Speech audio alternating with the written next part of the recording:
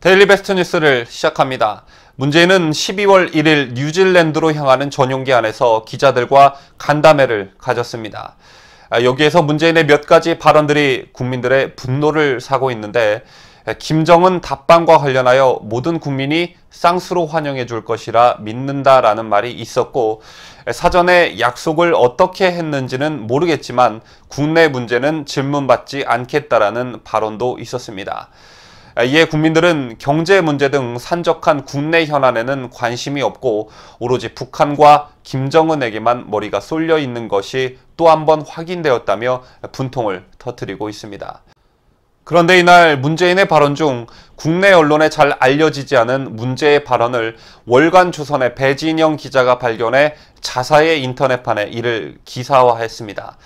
저도 하루에 3-4건씩 기사를 쓰고 이를 영상화해서 여러분께 전달해드리고 있지만, 배진영 기자와 같은 날카로운 기자의 시선이 매우 존경스러울 따름입니다.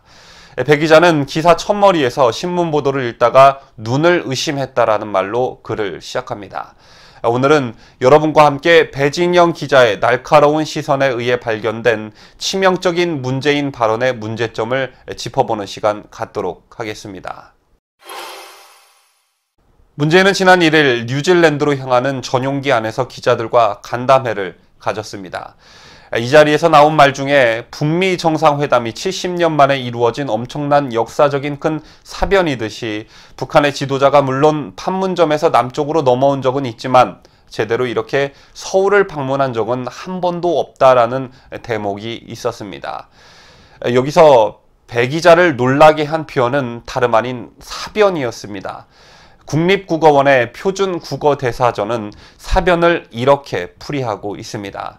1번, 사람의 힘으로는 피할 수 없는 천재나 그 밖의 큰 사건. 2번, 전쟁에까지 이르지는 않았으나 경찰의 힘으로는 막을 수 없어 무력을 사용하게 되는 난리. 3번, 한 나라가 상대국의 선전포고도 없이 침입하는 일. 우리가 흔히 사용하는 사변의 의미는 2번이나 3번의 경우입니다. 우리 헌법 제77조 1항에서 대통령은 전시사변 또는 이에 준하는 국가 비상사태에 있어서 병력으로서 군사상의 필요에 응하거나 공공의 안녕질서를 유지할 필요가 있을 때에는 법률이 정하는 바에 의하여 계엄을 선포할 수 있다고 한 것은 2번의 의미에 해당한다고 볼 수 있습니다. 요즘은 한국전쟁이라는 표현이 일반적으로 사용되고 있지만 과거에는 이를 6.25 사변이라고 칭했습니다. 대한민국 헌법상 북한은 국가가 아니라 소련과 중공의 괴뢰 정권 내지 반국가 단체로 보았기 때문에 전쟁이라는 말 대신 사변이라고 했던 것입니다. 또한 일본은 1937년 중일전쟁 발발 후 이를 진화사변이라고 칭했습니다. 이를 사변이라고 한 것은 사태 초기에 이를 본격적인 전쟁이 아니라 중국과의 작은 무력 분쟁으로 호도하려 했기 때문입니다. 1931년 일본이 저지른 만주사변은 3의 의미에서 사변이라고 할 수 있을 것입니다. 사변이 일본의 경우로 쓰이기도 합니다. 1895년 일어난 민비시해 사건을 을미사변이라고 하는 것이 그 예라고 할 수 있습니다. 이 경우 일에서 말하는 큰 사건의 정도의 의미로 쓰였다고 할 수 있을 것입니다. 그런데 여러분도 감지하셨겠지만 눈에 띄는 것은 어느 경우이건 우리나라에서 사변은 대체로 부정적인 뉘앙스로 사용된다는 점입니다. 반면에 북한 문화어에서는 사변이라고 하면 변미스러운 사건, 비상한 사건, 중대한 일이라는 의미로 사용됩니다.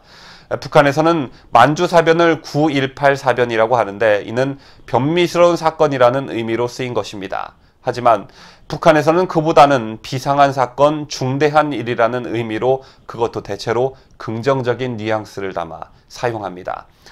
북한에서 훈민정음 창제를 두고 평양방송이 민족문화 발전에 커다란 사변이라고 한 것이 그 좋은 예라고 할 수 있습니다.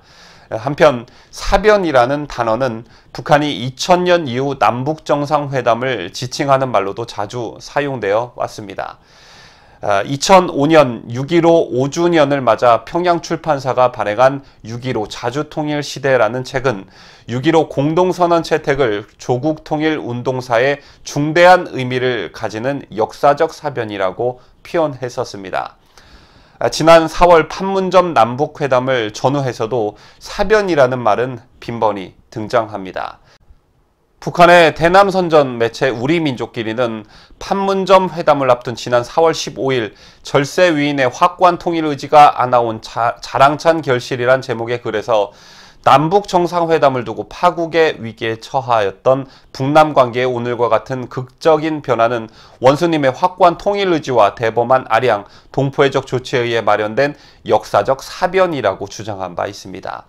우리 민족끼리도 같은 달 14일에 현실은 무엇을 보여주는가라는 제목의 글에서 북남 순회 상봉과 회담, 조미 대화, 이것은 최고 영도자 동지의 통큰 결단과 숭고한 민족의 투철한 평화 수호 의지에 의해 마련된 뜻깊은 사변이라고 주장했습니다.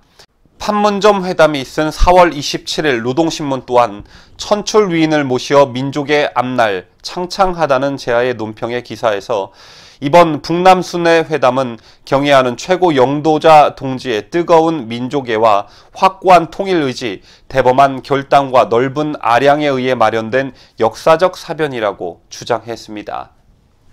앞에서 살펴본 남북한의 사변 용례들에서 나타나듯이 문재인이 미북 정상회담을 두고 70년 만에 이루어진 엄청난 역사적인 큰 사변이라고 한 것은 기존에 우리가 사용해오던 사변이라는 말의 뉘앙스와는 거리가 있고 오히려 북한이 사용해온 의미에 가까운 것임을 알 수 있습니다. 그런데 사실 사변이라는 용어를 북한식으로 사용해온 것은 운동권 내부에서는 오래된 일이라고 합니다. 사변뿐만 아니라 보장한다는 말 대신 답보한다, 담보한다는 표현을 쓰고 주한미군 철수 대신 주한미군 철거라는 표현을 사용해온 것이 그 예라고 할 수 있습니다. 1980년대 운동권 세대가 지식인 사회나 언론계를 비롯해 각계 계층으로 진출하면서 북한식 용어 사용은 상당히 대중화되고 있습니다. 북한이 자주 사용하는 속도전이라는 말이 10여 년 전부터 국내 언론에서도 일상적으로 사용하는 표현이 된 것이 그 예라고 할 수 있습니다. 뉴스를 마치면서 혹자는 문재인이 사변이라는 용어를 북한식 용례에 가깝게 사용한 것이 작은 부분이라며 가볍게 보시는 분이 있을 수도 있겠으나 얼마나 저 사람이 북한에 심취해 있으면 사적인 자리도 아닌 공적인 자리에서 저런 단어를 저런 의미로 사용할까에 포커스를 맞춰본다면 얘기가 틀려집니다.